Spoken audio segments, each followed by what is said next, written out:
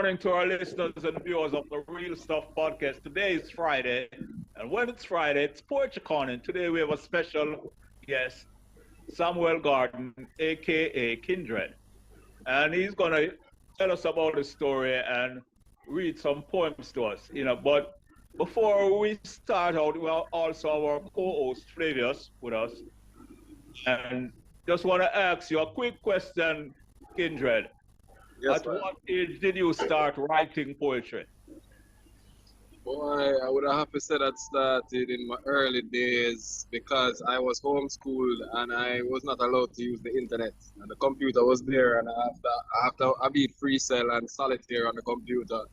Every day I just started writing. I didn't know it was poetry yet, but I guess a couple of years later, a friend of mine took me to a spot called Poetry Society of Jamaica, and at that point I realized it was poetry. But I'm sure I've been writing from about 6, 7 years old. Okay, wonderful. Wonderful, yeah, man.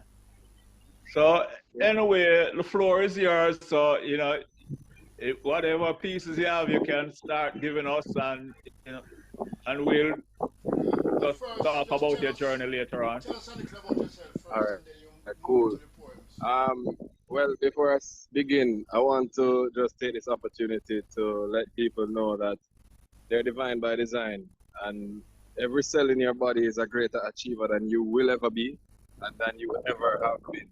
Right, and that is the premise for our desire to raise our self-awareness, to find out more about this grand mystery that is us, and how we connect to everything in existence. See? So, why do poets write? What is the point of poetry? If it changes nothing, then it's better that I'm silent. It's better that I'm not a poet. It's better that we don't even have a poetry show. If we're just doing this to entertain, just like every other art form, if we're just doing this to try to get women to get horny, if we're just doing this to try to get to be somebody or to seem like we're anything more than everything in existence, which is what we are, then it is futile. See? So I'm going to share one of my oldest poems that I have in memory.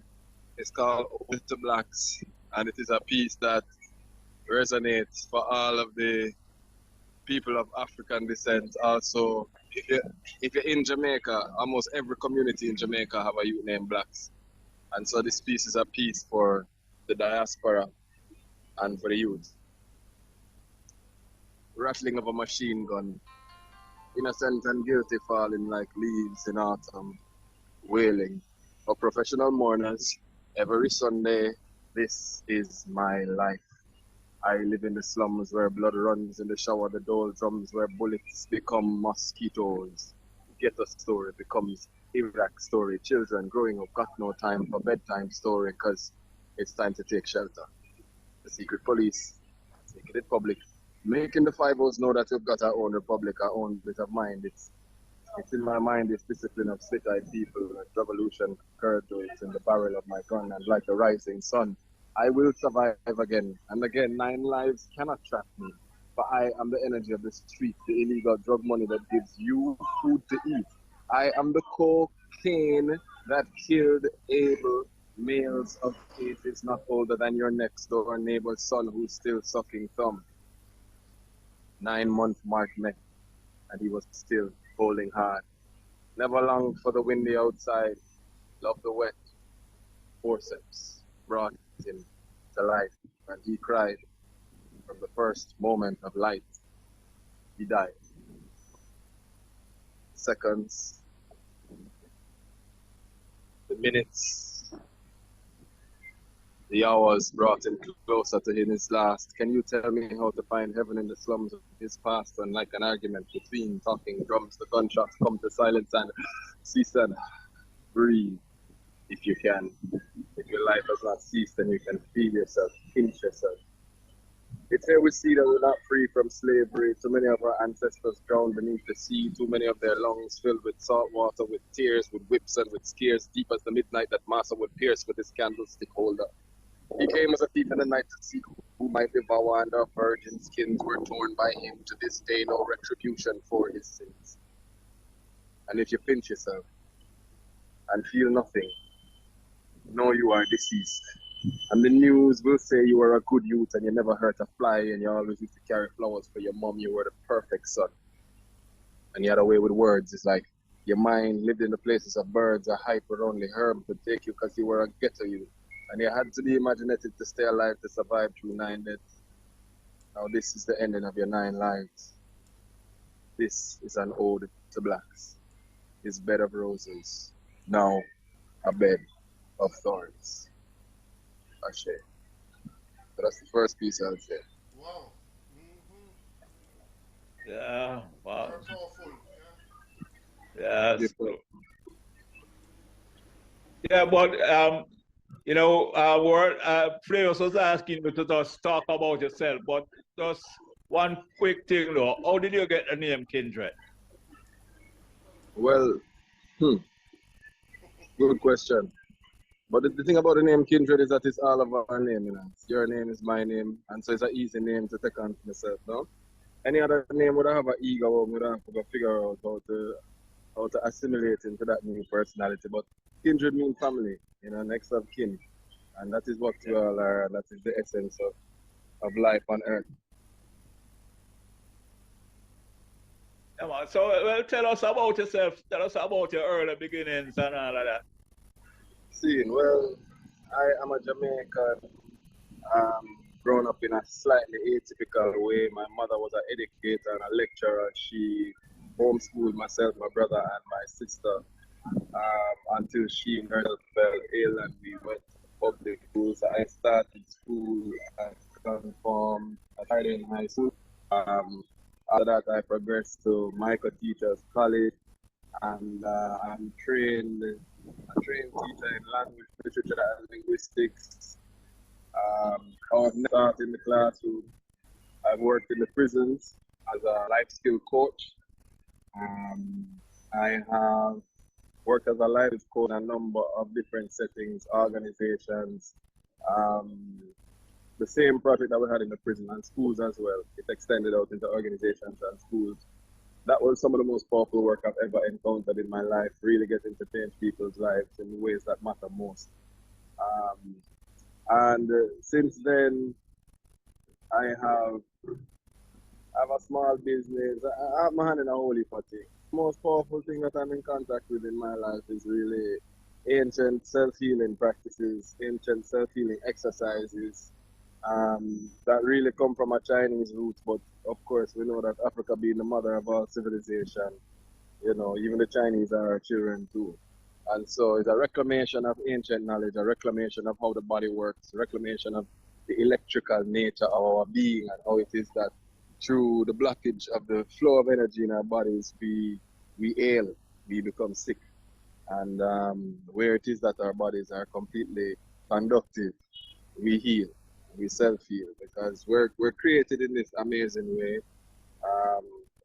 And so I've been on a journey recently across the island from Kingston to Negril Point, sharing with persons who are ready about their self-awareness and how it is that they are actually natural born healers and have the capacity to participate in that process, so much so as to be able to heal themselves and others of many things that are spoken of as irreversible.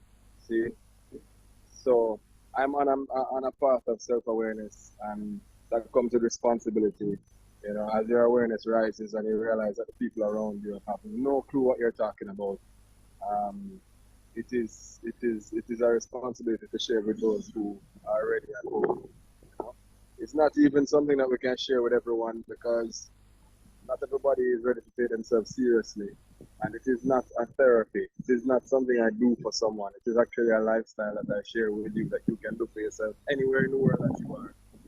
And you can learn to identify blocked areas or blocked meridians in the body. I know a lot of people don't even know what a meridian is, but it's an energy pathway that's connected to an organ in your body.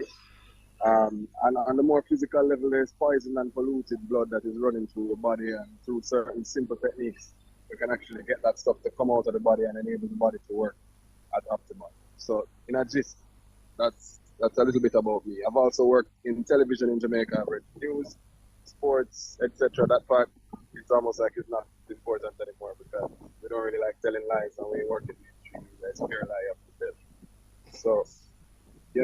That's where we are in the journey. Okay. So, any questions maybe us or?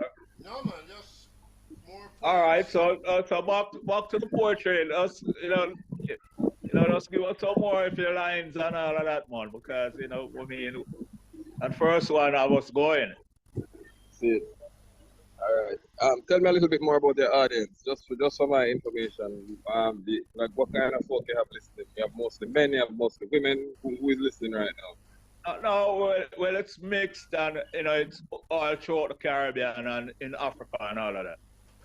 Oh, amazing! African people listening to me right now. Oh my, oh my! I love you all. I love you all so much.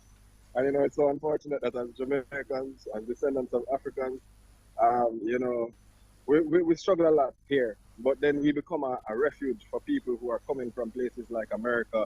Black Americans who come to Jamaica feel such a solace to be in a space that is full of black people and all of them so full of themselves.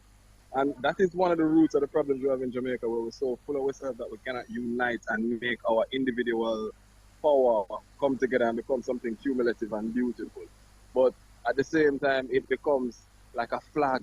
It's become like a lighthouse to the American who travels here and says, yo, how them people are so confident, how them people know themselves so much because it look like self-knowledge, the little ego and a little cockiness we have.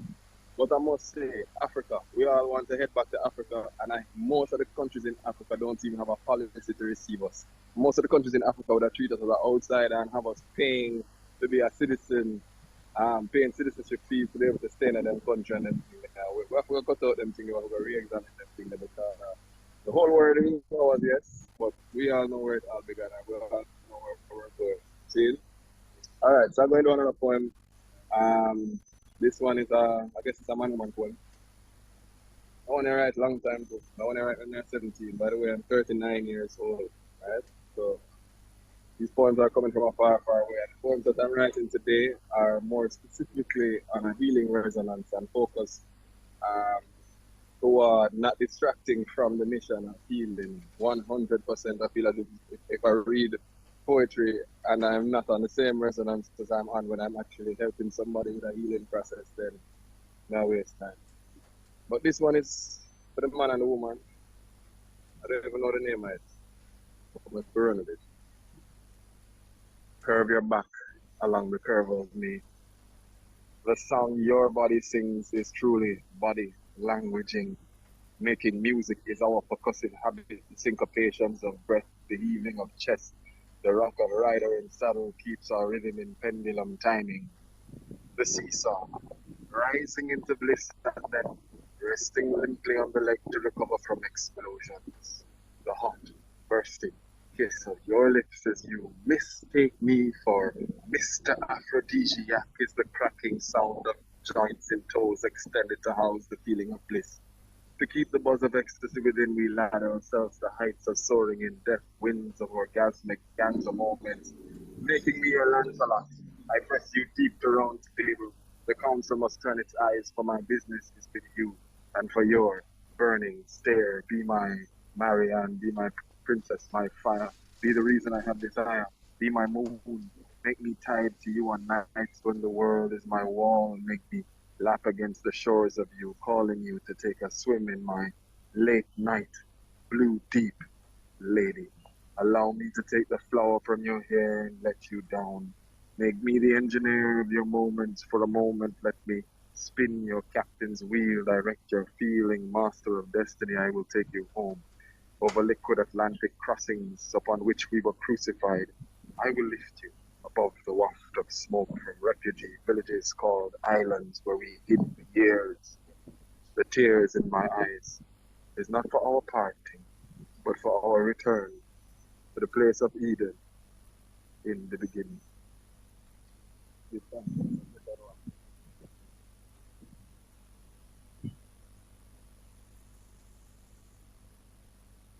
Am I being heard?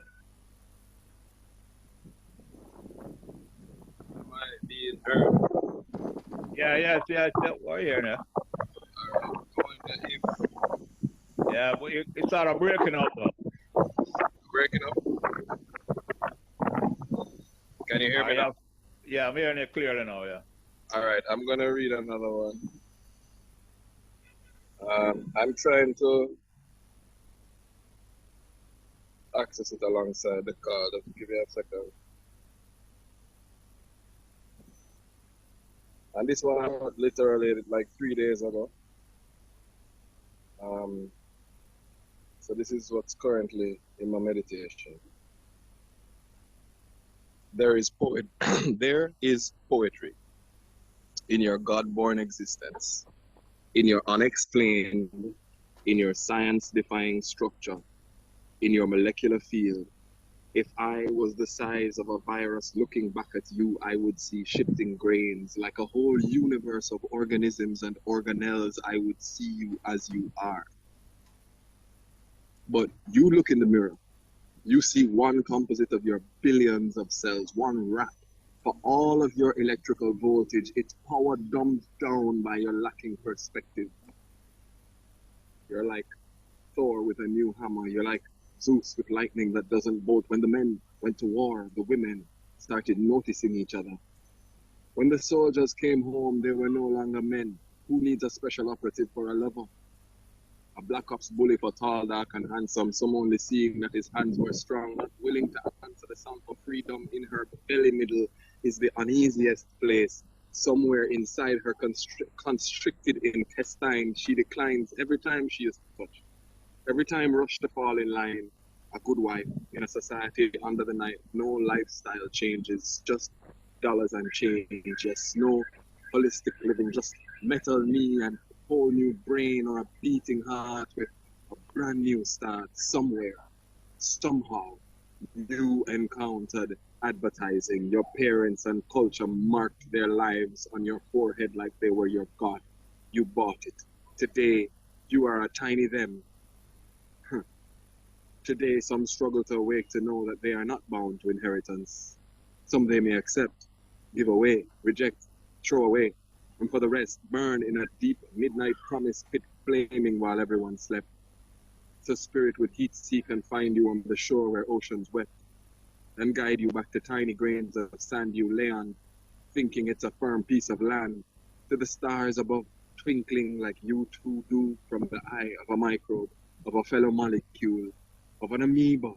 As you swim by, you are a galaxy, a Milky Way, a denser flow of planets that men call atoms, where the microscopic civilians vacate. You are a house for all creation. Through your bonds they enter and pass right through. Nothing you can learn is new. It's only new to you. So humble, I realize that I cannot realize my true potential. So grateful that that means that I can grow forever. Not hopeful for that wastes energy, but knowing my path, footstep by caring, footstep toward my resonance, toward my substance, my integrity, my honor to me. For I am a representative of the entire universe. I am a light beam manifesting in a physical stream. The live broadcast of my molecules and air, I, inner organs, utterance are seeds unplanted. Find soil and they will grow another galaxy. Whether woman or man, you are on the clock of the moon. You have your hand on the sun. All energy expelled to a time does come where the woman is wild, the eggs near fertile, all in defense of a possible child. The man is short and moody and still. You think he is depressed, but him really a chill. You think he's sucking the energy from the room, but you're not in your process when he is on full zoom, because you both are the star, the sun, the moon. They wasted all our time in school. They played us all ridiculous tunes, told us love was sex, till now completely confused. Sex is shameful and abused. A whole western tidal wave of ignorance and self-shame, of the lowest frequency on the emotional scale, where no one says anything about anything. You are also anger, the highest note on the frequency of yang, the inspiration of change, the insistence that your eavesdropping molecules will hear and resound with decision to engage in genocide. The death of an old choice is the birth of a new. We are destroyers while we create. Decision is execution. It's a guillotining of old ways, old paths, old choice, clearing the way for the true you. the unadded, unupholstered, unstopped you, the most aligned you, the most flexible you, the God in you telling you exactly how to do all the things you have never done with your conscious mind. You are a conduit for God. Your conscience is God's voice pasted like the most convenient post-it note of all time on your heart. If you treat it poorly, the note will fall off. But some soul rivetance liveth through livers and hearts that though never apart are not the end of our journeys, my friend. As death falls, mushrooms rise. As darkness ends, blue skies. You forever. You will be you forever. So explore forever what is true forever. That's it. We give thanks that people Awesome. call you forever. That's awesome. Yeah, It powerful. sounds like you're teaching us some physics.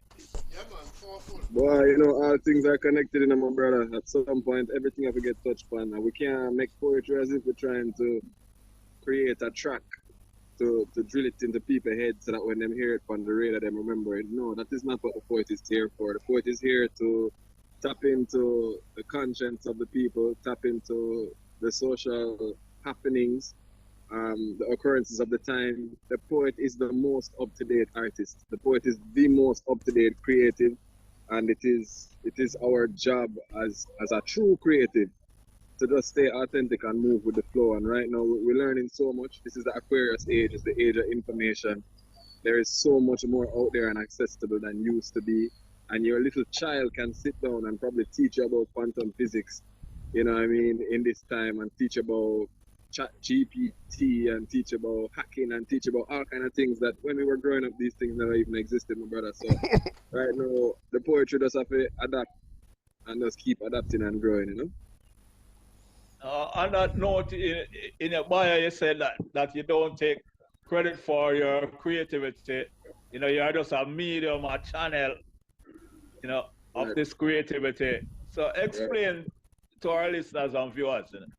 Well, I'll say this. I don't know how many people I don't know how many of your viewers think that their thoughts are actually theirs. Meaning, do you think that you are thinking the thoughts right now that are going through your head? No, it is my level of self-awareness that has brought me to the overstanding say I am not in control, because how this come into my mind, how I come to realize this is that over the years, having written poetry every single day for periods of my life, I have had some creative reckonings. And it's happened in one of two ways, both of two ways. One, I've written poetry that I know for sure that I did not write. Meaning, I get a burning line in my head and I say, yo, I have to get up and I have to write a particular thing. But then once I've started writing, it's more of a race between my finger and my brain to make sure I don't lose any of it. And when I'm done with it, I read it for the first time. And I'm telling you, so sometimes I read those things and those things blow me away. I cannot believe the synchronicities of the lines, and just like there's a whole heap of creative stuff going on in there that I never planned. A whole heap of synchronicity between lines, and you know. And in the inverse, too, I've also had the same situation where I have that kind of rush of a creative process, and at the end of it, I've read what it was that I wrote, and what I read scared me, embarrassed me. Like I would have never want nobody read that. I would have never want myself to read that. See, so coming from those authentic experiences as a younger person, coming up and writing, like it made me tap into a realization and say, I don't really mean it. I don't really mean. So what I realize is that coming back to our thoughts now, what I realize is that what we really do is we choose the frequency. We choose the frequency that we will receive thoughts from. And then the reason we think it's our thoughts is because we've received a lot of information, and the brain does receive information. And when we process thoughts, then process using the information what our brain have, so it kind of get personalized, and we feel like, yeah man, these are my thoughts. But on a real general level, like we are all conduits of the creator. We're all conduits of whatever energy that we decide that we want to be a channel of. You know what I mean? That is my personal understanding. You see that little voice I call the conscience family? One day moment, I throw them some clothes for my bed. I'm go home, I'm gonna pick up the clothes them, I'm gonna throw them on the floor. And a voice tell me, say, pick them up. I mean I struggle with myself because I'm tired and thing. I'm gonna say, oh yeah, my body bend down and pick it up anyway. He says, I'm gonna pick it up. I throw them in the couch. As me I throw them in the couch, a voice said to me, say, fold them up. I say, yo, you know, so me now fold them up. I'm jump in my bed and go lay down. And this happens to us every single day of life. That voice I am referring to is one that everybody can identify with. Yes, there are many voices in your head, but there's one that is in your best interest. And if you want to do something wrong, you have to go around that voice to get it done, or you agree with that voice to do the right thing. See? And it's like when I lay down on the bed after that little incident, I don't know what happened special from any other time, but I got an epiphany to say, yo, this is the voice of God. This is the voice that people go to church and pray and ask for Jesus Christ for coming into their life and have a personal relationship with all these things. This is the voice that makes some people say, I am a prophet and I got a word from God. This is the voice that give any spiritual person them guidance. See? And so it was so joyful for me to really discover that, and then it was also such a responsibility because you start to really take a stock of the fact that you have been in touch with the creator all along, and you don't really live up to this voice all the while. So you know it allow you to step up in awareness and say, boy, let me really check in my relationship with this inner voice I'm gonna have and see if me really I try the right path. You know what I mean? So a lot to share from a lot of different angles, you know, my brother, but it's all about upfulness. And boy, men and women no longer know how to love themselves. And because of that, they don't really know how to love each other. And so our child now is strained. It's strained with a lot of egotism, a lot of competition, a lot of women comforting each other because the men just are not there. A lot of imbalance, you know what I mean? Men comforting men because them can't make it out with women because women starting to wear the pants and all kinds of mix up thing are going on in the world. But me I tell you say, you know what? Everything is a balance. You know, everything is a balance. So it's never just about poetry, family. It's always about raising our self-awareness because when we were children, whatever you're sitting looking at right now look different from how it look right now. When you were a child, it look different from now. And if it don't look different from now, that means that your self-awareness not rising. Whatever you're sitting down looking at right now, it should look different than when you were looking at it as a child. You should have deeper insight into it. And that's the journey. Agreeable. Yeah. Well, you know, as was said, this is Poetry Corner, so you know, we'd like to do as much poetry as we can. So, you know. All right, we have poetry from now till tomorrow morning. Anything you want? Yeah, man. You ready? Yeah, man. Ready, man. All right, let me crank up something.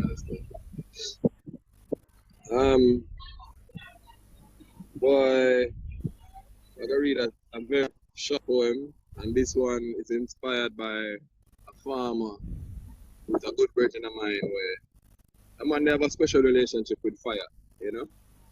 So this comes from a conversation I had with him. Blow gently, let me drink your oxygen. Blow, bellows, blow, my little sparks enraged. Curl me flame, oh brittle bramble lifting light from limb, life from stem. Crackle, the first talking temperature.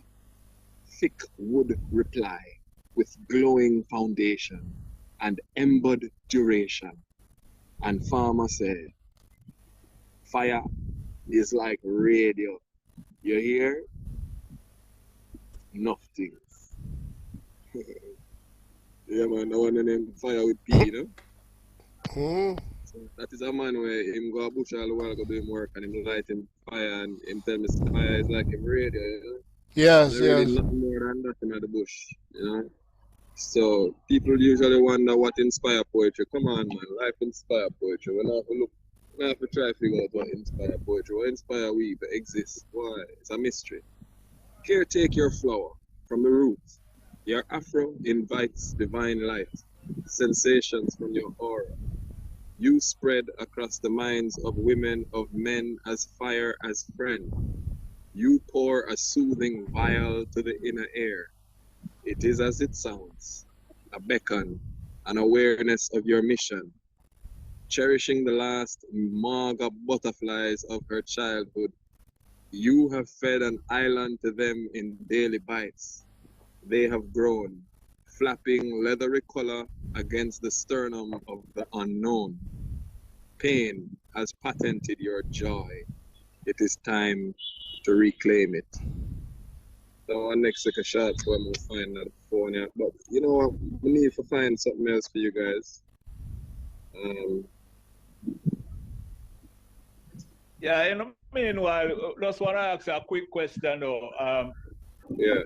I see that at 18 years old, you performed at the Calabash International Literary Festival. Yeah, man. And it stated that you're the youngest person At the time. I'm hearing something. Yeah, you were the youngest person at the time to perform. You know, Right. yeah, tell us of your experience, you know, performing with those greats. I mean, because you had some great Boy, people performing during that period of time. that was one of the best weekends of my life. I was treated like royalty. I performed alongside persons who all had their books and all had their book signing tables. I had no such thing. It was a true honor, man. And I think that year, Saul Williams was the opener, the heavy hitter, and he ripped it. But the Calabash has really been an instrumental festival in this side of the hemisphere. You know, I had a unique experience at Calabash because I'm a nomad by nature, by livity, not by poet group name, right? And in my journey, when I was headed down to Calabash that particular year, I had the poems I was going to read in my right back pocket, and I had the poems I may or may not read in my left back pocket. I went on the Poetry Society shuttle from Edna Manley down to St. Elizabeth. And at a point, on the way down, I touched my back pocket to check on my poems, brother. And would you believe me that all of the poems in the pocket that had the good stuff was gone? And all I had left was my mediocre poetry. And so that Calabash experience, if you actually look up the article about it, it will say something like Samuel Gordon did not show his usual range and his usual whatever as typically seen at Poetry Society, and that he stormed off the stage midway through performance. His brother is literally, I'm gonna read the poem that I have anyway, and in the niggle light, I say, oh, what is matter to myself? I'm just walk off the stage. It was completely ridiculous. As a young man, I really should have gone to Kwame, I should have gone to Colin and expressed to them what had happened and that I wouldn't be able to perform this time around or figure out something. But it never happened that way, you know what I mean? So it is what it is. Impressions were given. I think some people were like, what is this? You know, this is ridiculous. And so maybe a lot of people in poetry actually are unaware of what it is that I have to share, just because of that little experience that happened there. But regardless of that, I was still treated like royalty. I had the greatest weekend of my life. I can still tell you that just because I was on the show.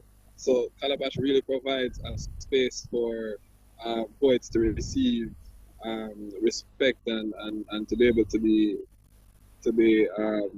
it's a space where people who actually appreciate poetry can come and gather and share at a different resonance and a different frequency. You know, in Kingston, Jamaica, the poetry scene is like it's a fringe scene. It's not a scene. It's not a scene that's populated by your typical Jamaican person. We don't have many readers and probably way too little thinkers in Jamaica. And so yeah, it's kind of sad. It's kind of sad how it has panned out in Jamaica. Like the poetry scene is this broke pocket scene, and anybody who call a poet to perform is usually asking them to perform for free. And personally, I don't seek to make money out of poetry, but I definitely never perform free. I always make it a point of duty to let anyone who is calling me about poetry and performance know. So you have to provide at least transportation, you have to provide at least refreshment, and if it is at far distance, then you may have to provide support. And I insist on this not for myself and for my personal needs, but also for the needs of every other poet out there who don't understand them rights, don't understand that these people have to compensate us for the journey that we share with them. And it's not about standing up on a stage and saying something or entertaining anybody. It's about the whole life journey. And I'm truly priceless. So I'm not gonna give you a price. I bet they just donate something to the poet, you know what I mean? But yeah, that's where we are. Let me see if I can find another poem. You know, Cherry Natural has a very good poem talking about how poets must get there. Yeah, You man. know, I don't Yeah. know if you know that one there. Yeah, man. Know it. Yeah, man. Yeah, All man. right. Cherry is Yeah. our friend, you know, one of our special friends that. Yeah, man. Cherry is a martial artist. She's a member of the Poetry Society of Jamaica. We're brother and sister. You know what I mean? And she mama say she's my mama same way. Whole heap of respect to her. You know what I mean? All right. So I'm gonna talk to the woman then for a second. I'm gonna say, yo, we're gonna talk to the God. Hey, God, Afro God, Black God. I worship God. So when I see God, I know God. You give God 10 reasons to smile. For the sunshine of your eye opening each day, for the moon of your mind waning, waxing, for supplying intuition to all the rivers, for the energy you renew from the belly of the blue ocean and the carpet of white sand, for the love of God, for Africa in your curves, for Kilimanjaro's snowy peaks that find seats in your temple. Sunlight will enter the parts of your pores where yin is stored. Yang baby, sun baby, soar to the smile you could sell as a product bottled up and packaged for places of isolation, where your canned laughter would feed a multitude with joy. That makes God smile too, for your embracing of aloneness alone, for realizing that this is your world, your manifestation is your creation. Take charge, for you are its God. You see, to stop getting nervous about the word God, right? It's just another word, number one. Number two, the Bible don't tell you say for ye are gods. Number three, science don't figure us out yet. We are still unfigurable out. See? Nobody don't know what we are, and therefore we can only attribute our existence to something beyond us. We can only say that we are paranormal. We can only say that we are spiritual. We can only say that we are not flesh. We are not physical. What is this thing that we call flesh that we think we have a grip on, we have a handle on? Science still doesn't fully understand flesh, don't understand mind, don't understand brain, don't understand blood, don't understand bone, don't understand very little about what really are going. So we have to take the obvious categorization of humanity, which is unidentified. I don't know what kind of object, but unidentified earth object. We have no clue what we are, my brother. And you see, when they teach us words, a lot of the time it causes us to take things for granted, like, oh, you know what a dog is, because it's a dog. Everybody knows what a dog is. But what really is that biological machine that walks past you and sits and looks at you and blinks its eyes? What is it really? Is it really something that you know what it is? Or is it because they gave you the word dog that you've lost your wonderment? Or is it because you know grow past the age of 7 and so you assume you know everything now because you swallowed a whole dictionary and now you are sure that you know how to describe the world around you. We have to be very cautious, especially with as persons who use the words, to realize that words, as much as they provide clarity, are also limiters. See, words provide clarity, but words are also limiters. All right, I'm gonna find another poem. Another poem. How we feeling? Yeah, man. Great. Wonderful, wonderful. How much more time? About 15 minutes. All right, I'm going to read one about Marcus Garvey. Is the breeze blowing into the phone too much, or are you hearing clearly? We're hearing it clearly. All right, I'm gonna read one about Garvey. This one is called Garvey. Honestly, I hope you're not vexing me. So here I say now, I think J. Edgar Hoover slipped something in Garvey's drink. Short man in Napoleon suit, lungs like a boombox, predestining the path of every black activist the system kissed. Good revolutionary, good revolutionary. You died real grisly, grimy. You did it like Nat Turner. You got exile, dismemberment, and dispersal of body parts beneath your belt. No, you know. No. 1940. You got multiple strokes, and I wonder if you don't wish that you got Cuba. The finest tobacco, the most criminalized weed, golden women, and endless domino tables over which to tattle your ocean of tales. How if you lived longer, how your lodge brothers would have handled the ritual of such an ascended master, how James Wormley Jones wouldn't be able to do his job, about the PPP, the first political party in Jamaican history, and with all the repatriate literature, and despite the anchoring of all returning Africans, who knows that Garvey never traveled to Africa? For the cigarettes put out in the faces of my ancestors, for my ancestors whose orifices were packed with gunpowder and lit, for babies that were flung high in the air and caught on bayonets, for broken men, for broken women, for the unnamed, I invoke the rebellious energy impossible to harness, like wind to catch in hand, yet like fire wide, loud, strong, the unnamed, invoking the unnamed upsetters who wouldn't get on the ship, those who did, to kill the beast, the warrior courtiers, the dragon slayers, Queen Nanny, the wildlings of word, power, sound. I don't know what to think about that one. I love it, because I hear that imitation of Garvey's voice. Well, we never really try it that way. They still never hear what going on. You see, I have to re-inspect every single man that them tell me is a great man. Re-inspect it, because them tell me say the carrot is something good to eat, and then Dr. Sebi come tell me say, yo, it never even used to exist on earth. It's a GMO vegetable, and that's the reason why it's being promoted. If you notice, most vegetables that are promoted in the mainstream, cranberries, all of these things, they made them, and so they have a vested interest in getting us to purchase them. See? So it's like, how that tie back into what you were just saying about me sounding like Garvey, I have no clue. I have no clue. My thoughts trail. All right. So this one is called Fly on the Wall. Fly on the wall. What do you see? A web in the corner? That's your destiny. But from now till then, how will you spend time, your compound eyes, to see one thing through 4,500 lenses?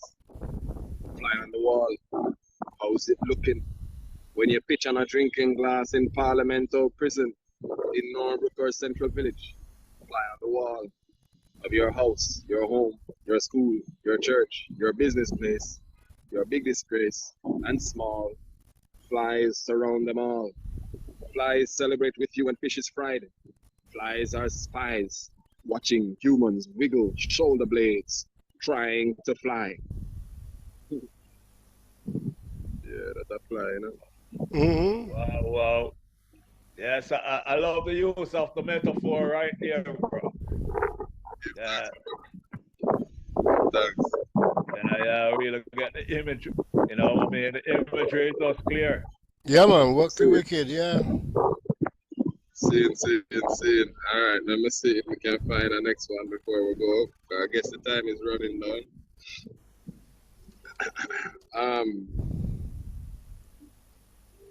All right. I'm gonna read one nice woman one again. We wrap it up. You can hear over that music in the background? Yeah, man. Go ahead. Yeah, man. All right. This one named Elevator. Love has levels. You are the elevator. Your flowery flora in a flock of birds.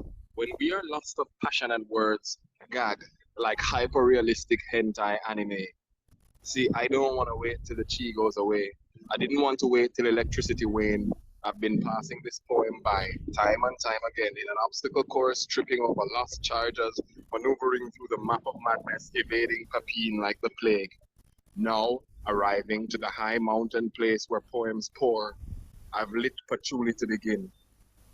See, I've been talking with God.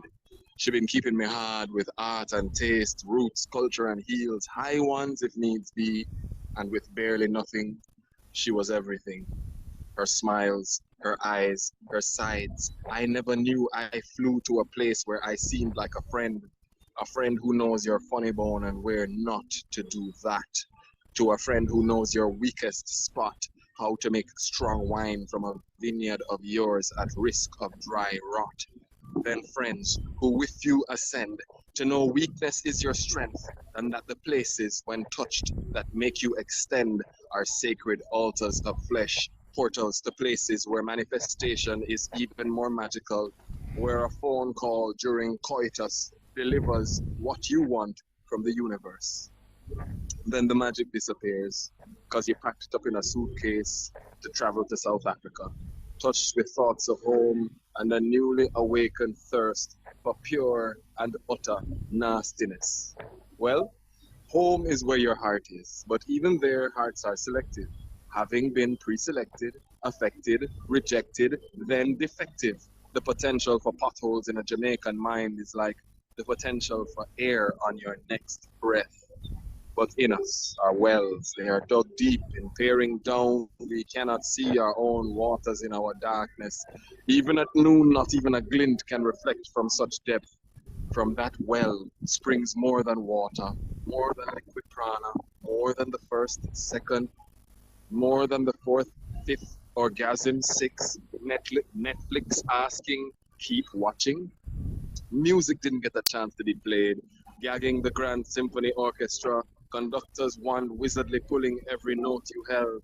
Life forced up the spine, involuntary shivers, your body deserving every sexy thing that's been thought or said to make you juicy, all your life compressed into one feeling of complete uncontainable adoration. You melt into a place where geysers spring hot, sweet water constantly. I want a moment with God again.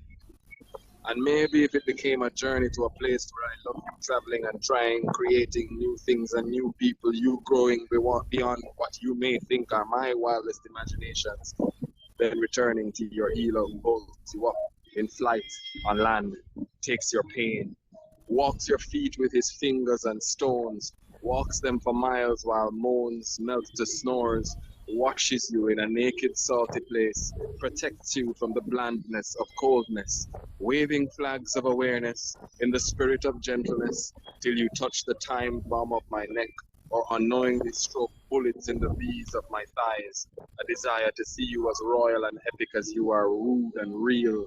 Men and women drool to make a carpet for you, God like you.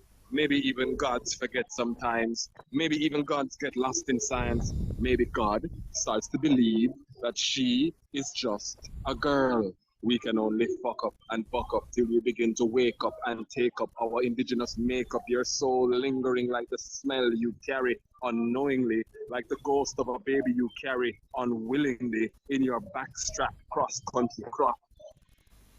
The selenite mind can cut corrupt thoughts that manifest whether or not you intend. They do not listen despite all the money we can spend to train them to sit and heal. So we raise thoughts that raise vibrations. They grow up to shut up and know there is so much more to know. Some things are sure. Spirit and flesh are one.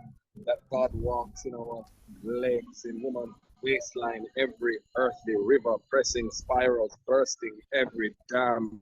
She can only wear skirts because of that slippery when wet thighs that slide like liquid gold. These days, and even to the bowl, women are onions, embracing their inner bulbs. Onions designed specifically to make you cry if you come too close to their process. Every layer of the girl you love is a sacrifice to hear. I like when you stay, but when you go, post happiness in a picture online. I like when you fly, flirtatious, in control and furious. When your energy wanes, when you are tired, you may return to eat me, smothered in sweet water, crawling with bees, too drunk with sweet to sting. Maybe you will wake up with a swollen lip that they bit while you kissed my dream. I love you for the things you will never tell, but sometimes say something blasphemous, just enough to enhance the touch of love the way a kite master loves with connection, bonding and cuts in his fingers, bruised arms mixed with distance, assistance and blind knowing that she, the kite, is coming through the cloud. Some days are either too flat or just too windy for flying. If the kite pops, who will find the poem? lost above an Airbnb somewhere, wrapped around their power lines like a new welcome sign that reads, "To be continued." That's the last one for today, bro. Yeah, man, Yeah. that one was so powerful. One question I have. When you write these long poems, is it a one write or you come back to them? Do you know that I'm almost completely sure that I have not edited any of these long poems that I'm reading to you. They No, no, usually no, no, come, as I told you, no, not editing. But do you write like the first part and they you come in come back one for the gush. middle? Hmm? They generally come in one gush. I may also write something and then come to a spot where I'm not sure what's next, and then I leave it and maybe finish, maybe not.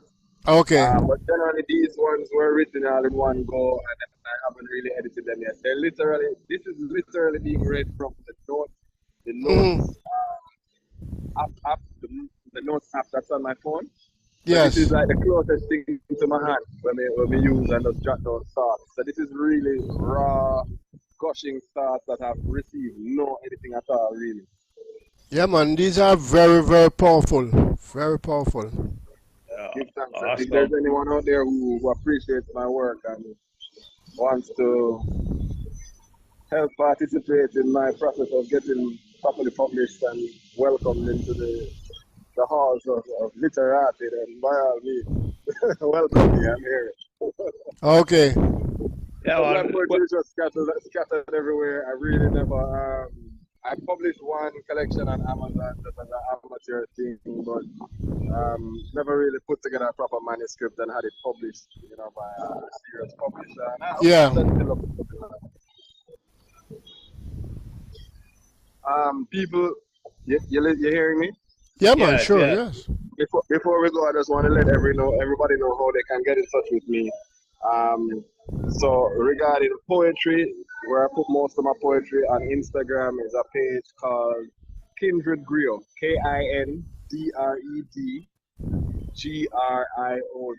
Remember, the griot is the old storyteller. Yeah. And then now for the healing, for those of you who want to check out the self help self healing exercises that I was speaking about, that page is Paida Latin Jamaica. PAIDA, Paida, PAIDA, LAJIN, Latin, right? So Paida Latin Jamaica, full word. And you'll see lots more information there. Feel free to send me at DM. Um, I also teach something called jogging meditation, which teaches you how to get the most out of your breath, not just while jogging, but in life. But it's a form of meditation while performing action, and it is ridiculous. It takes people who are completely unfit jogging over mountains in the first go and feeling at the top of the mountain that they could jog 3 more. By the way, a mountain that they would never have considered jogging, right? So it's our who we are, what we are is so inspirational. Like it's so inspirational, and I just want to encourage everybody to really tune into their journey, tune into them self-awareness, um, and just become your own natural researcher, right? Don't take what people say for granted. Don't believe in the things people say. Really explore and come to know for yourself. Re-examine the things you already thought you knew. Check if they are just beliefs or if you've come to know these things, and then we continue to raise in self-awareness and have more to offer to each other. You see, if we can just know ourselves, then we can step into a room and people will say to us, "Can I please give you some money, sir? Because I'd like for you to share with me how it is that I can fix this problem I have because of my low level of self-awareness." So we don't always have to buy a product and sell a product. We just have to come to know ourselves, and that alone is. They say that if you have a greater knowledge of self or of self-love than an alien, then you are more intelligent than that alien. See, no matter what, you can come with the knowledge of chemistry, science, and all of these things in the world. If you know yourself more than that alien, you're more intelligent than that alien. And so we're just trying to continue to get to know ourselves more. Thank you so much for having me on this program. Thank Well, you so much for having Yeah, me man. speak with your beautiful audience. you're very welcome, but we also want to invite you back to speak to us about this self-healing thing. Yeah, Oh, man, I'd that's love to come back as long as people are interested. The yeah, thing is, I man. can't say the Courtney, first you can one arrange already, that. so Yes. Yeah, again. man. Yes, we'll definitely arrange that because we need to get into that. This what for Daily Asian, Right. for the Asian, or I would really like to Final Latin. Final Latin. Yes. fire Latin. Yeah, we'd just like to really get into it and talk about the self-healing process because it's very interesting. Yeah, man, and it's free. First of all, it's free and it's something you do for yourself. Yeah. Nobody is supposed to charge you for it. Nobody is supposed to be a therapist. So, as a matter of fact, we could probably just have an introductory workshop one of these days. You let me know when, and Yeah, we come on man. the Zoom and we just do the work with the folks. Anybody at home who's interested in trying, you can try it out while I demonstrate. Wonderful. All right. Definitely will. All right. So, thank you so much for having me again. See? Well, And keep sharing poetry, keep bringing the community together, the community of thinkers. Yeah, man, this is where it's gonna happen from. The community of people who discuss and remain open to conscious decisions. Because many people have gone through life and have never made a conscious decision. See, I think this is the last point I'm going to stress before I go.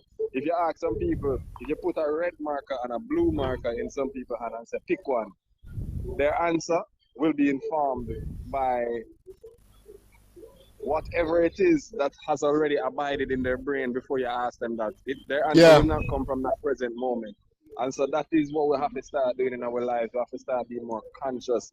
Not just conscious don't just mean, oh, I'm a spiritual. It's nothing to do with spiritual and non-spiritual. It's just about being responsible to now, responsible to yourself in this moment. See? So I'm not gonna choose something just because it has been chosen for me all my life.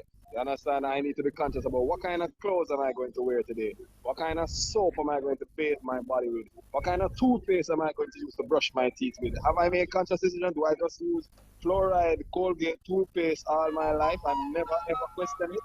You know what I mean? So it may seem simple, but it may help us to strip away everything in our lives that is not for us and help us to rise into a new level of self-awareness. So give thanks once again. See? Come on. Thank you. Yes. You lead us so full.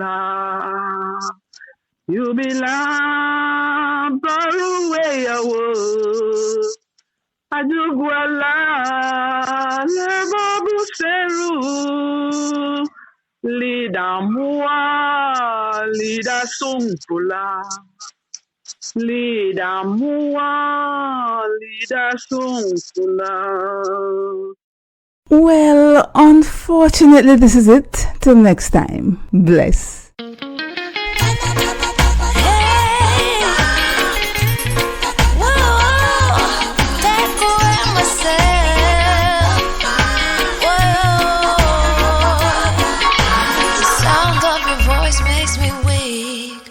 All you gotta do is just speak. One word is enough, and I'm no longer so rough. I forget what I was trying to say. I no longer do what I was gonna do, but you're no good for me. That's why me do what set me a figure flee. Me I fi take away me say. Me I fi take away me